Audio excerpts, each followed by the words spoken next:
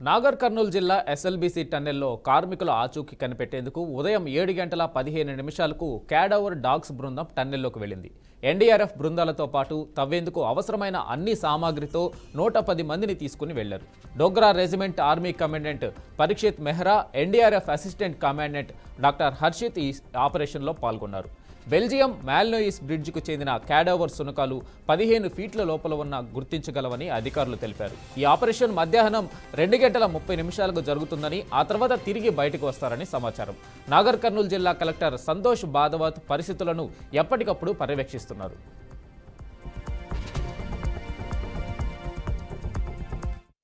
ఇక దీనిపై పూర్తి అప్డేట్స్ మా ప్రతినిధి శ్రీనివాస్ అందిస్తారు. శ్రీనివాస్, చెప్పండి, ఏదైతే రెస్క్యూ ఆపరేషన్ జరుగుతూ ఉందో సో దీనికి సంబంధించి అప్డేట్స్ ఏంటి?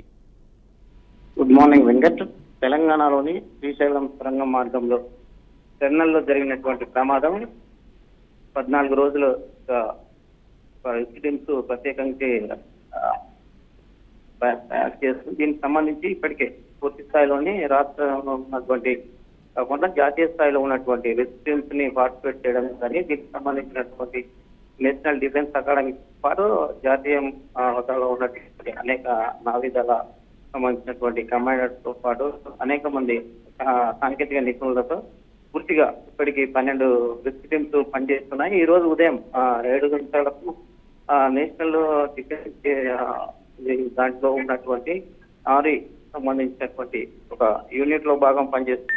స్పెషల్ బ్యాగ్స్ కూడా రంగంలోకి దింపారు. దీనికి సంబంధించి ఈరోజు ఆల్రెడీ ఇప్పటికీ సొరంగ మార్గంలోకి ప్రవేశించి మధ్యాహ్నం 3 గంటల వరకు ఈ యూనిట్ లో ఉన్నటువంటి పర్యవేక్షణకు సంబంధించినటువంటి అన్ని రెస్క్యూ టీమ్స్ తో కూడిన టీము ప్రవేశించింది. దీనికి సంబంధించి 2:30-3 గంటల వరకు అక్కడే ఉంటారు. ఈ ప్రతి 1 అవర్ ఒకసారి బులెటిన్ కూడా రిలీజ్ చేయడం.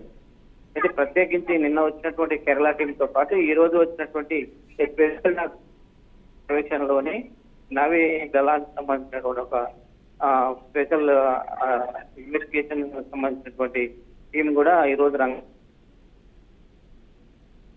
మృతి చెందినటువంటి ఈ విషయానికి సంబంధించి ఇప్పటికే పూర్తి స్థాయిలోనే ఒక మార్కింగ్ అయితే చేయడం జరిగింది. ఒక డెడ్ బాడీస్ ఎక్కడ ఉన్నాయి, దీనికి సంబంధించిన విషయాలు ఏమిటి అనేది ఒక కమిటీ నిపుణులు ఆల్రెడీ మార్కింగ్ చేశారు. కాకపోతే అక్కడ బురదమయం ఒండుతో కూడుకున్న వాటిని వెలికి తీయడానికి కొంత రిస్క్ తో కూడుకుందనేది కూడా అక్కడ ఉన్నటువంటి సైంటిఫిక్ గా టెక్నికల్ ఇష్యూస్ లో కొంత చెప్తున్నటువంటి పరిస్థితి. ఏదేమైనప్పటికీ 8 మంది కార్మికులను రక్షించడం కొరకు పూర్తి స్థాయిలో రాష్ట్రం కావచ్చు, కేంద్ర స్థాయిలో ఉన్నటువంటి నావీ దళాలు కావచ్చు, ఎన్డీఏ సంబంధించినటువంటి యూనిట్స్ లో పనిచేస్తున్నటువంటి వివిధ హోదాలో ఉన్నటువంటి 12 రెస్క్యూ టీమ్స్ పార్టిసిపేట్ అయ్యి పూర్తిగా కార్మికులని వెలికి తీయడానికి ప్రయత్నం చేస్తున్నారు. Venkat. Right Srinivas, thank you.